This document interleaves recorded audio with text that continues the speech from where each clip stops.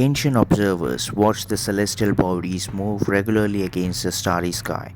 Those movements inspired the word planet, from the Greek for wanderers. The ancient named and honored the Sun, Moon, five planets, and they believed revolved around Earth, Mercury, Venus, Mars, Jupiter, and Saturn. In 16th century, Nicholas Copernicus disputed the notion that most heavenly bodies orbited Earth with its proposal of heliocentric universe. Uranus was discovered, rather. It was identified as a planet and not a star by British astronomer William Herschel in 1781. In 1846, German astronomer Johann Gottfried Galle identified Neptune. Tiny Pluto turned up onto a photographic plate at Arizona's Lowell Observatory in 1930. The list of our solar system's 9 planets were challenged in 2005 when the discovery of a large body in the Kuiper belt reopened rigorous discussion among astronomers about planetary classification. The IAU met in Prague in August 2006, and though only a fraction of its members were present for the vote, arrived at a new definition of planet. The effect of this decision changed the lineup of our solar systems, leaving the number of planets as an elite 8. The IAU classified Pluto with 2 other smallish bodies as dwarf planets. Ongoing discoveries no doubt will continue to change our views of the solar system.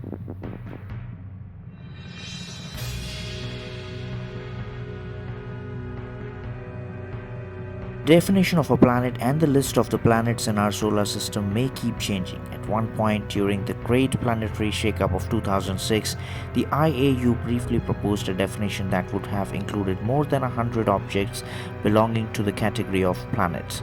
Ceres, Pluto, Haumea, and Eris are dwarf planets. The later 3 and their moons are further designated as Plutoids, dwarf planets found beyond Neptune in the Kepler belt. Haumea, officially recognized in 2008, is the nearest Plutoid. This egg-shaped dwarf planet spins rapidly, completing one rotation every 4 hours.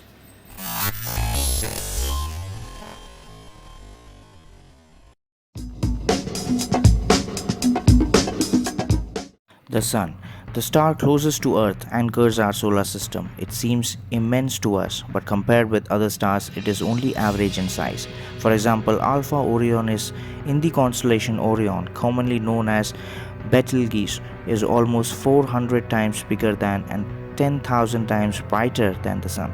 Still, if the Sun were hollow, 100 Earths could fit inside.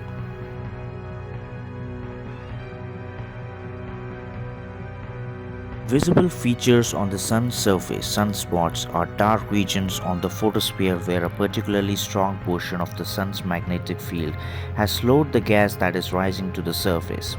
The center of a sunspot, depressed a little below the level of the surrounding gas, exhibits a lower temperature than the surrounding photosphere, creating a visible spot. Sunspots can measure up to several times Earth's diameter.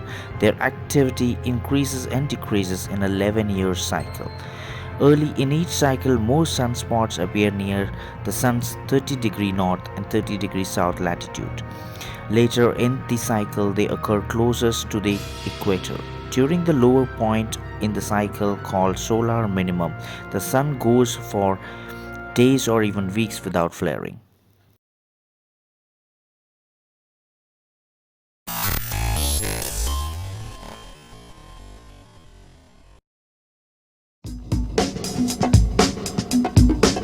What does it take for something to be considered a planet? According to the definition established by the International Astronomical Union, a planet is a spherical object that orbits a star and has a strong enough gravitational pull to clear the neighborhood around its orbit of debris. Critics of this definition point out that Earth, Mars, Jupiter, and Neptune all travel with an entourage of debris. The 8 classical planets fall into 2 different categories: terrestrial planets and gas giants. The terrestrial planets, which are the 4 innermost planets in our solar system, Mercury, Venus, Earth, and Mars, are primarily composed of silicate rocks. Jupiter, Saturn, Uranus, and Neptune are the gas giants. These large planets are composed mostly of frozen hydrogen and helium. Unlike terrestrial planets, they have no solid surface. They are also called as Jovian planets, referring to Jupiter.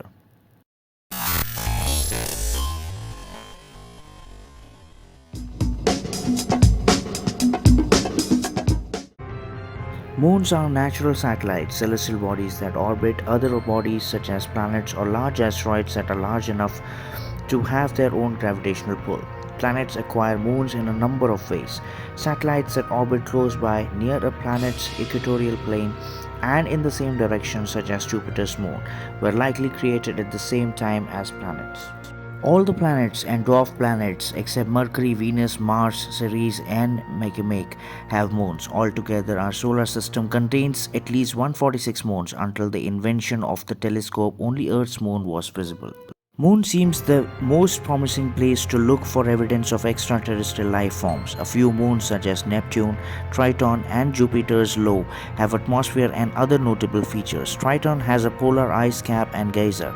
Io has huge volcanic eruptions. Jupiter's moon Europa and Saturn's moon Titan may be the only bodies in the solar system apart from Earth to have liquid water.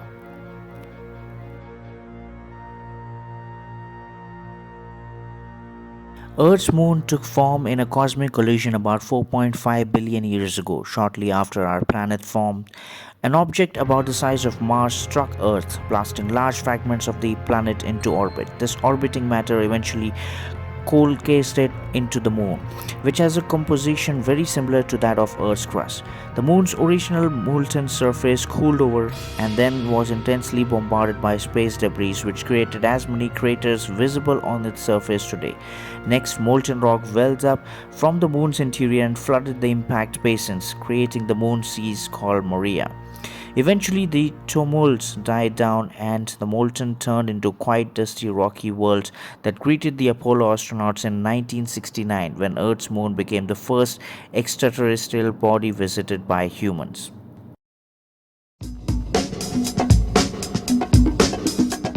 A lunar eclipse occurs when the Earth passes directly between the Sun and the Moon.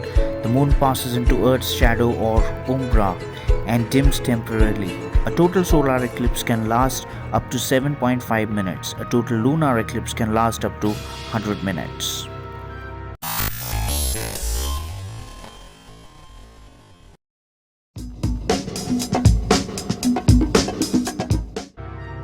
Asteroids, comets, and meteors are form of interplanetary debris, rock, and icy fragments left from the formation of the solar system. They usually travel at a great distance from Earth, but we see them even with the naked eye when they near our planet. The belt between the orbits of Mars and Jupiter, a few brush past the planet Earth. Generally larger than comets and meteorites, asteroids are chunks of rocks and metal that can range up to 100 yards to almost 600 miles in width. Comets, sometimes linked to big dirty snowballs, are made of rock, ice, dust, carbon dioxide, methane, and other gases. They originate in the Kuiper belt. As comets journey towards the sun, they begin to defrost. Solar heat vaporizes ice, which forms a halo of gas and dust called coma. Around the comet's nucleus approaching Mars, comets may form tails, sometimes hundreds or millions of miles long. Meteors, more commonly seen from Earth than asteroids or comets, are known to most as shooting stars, but they actually are not stars at all.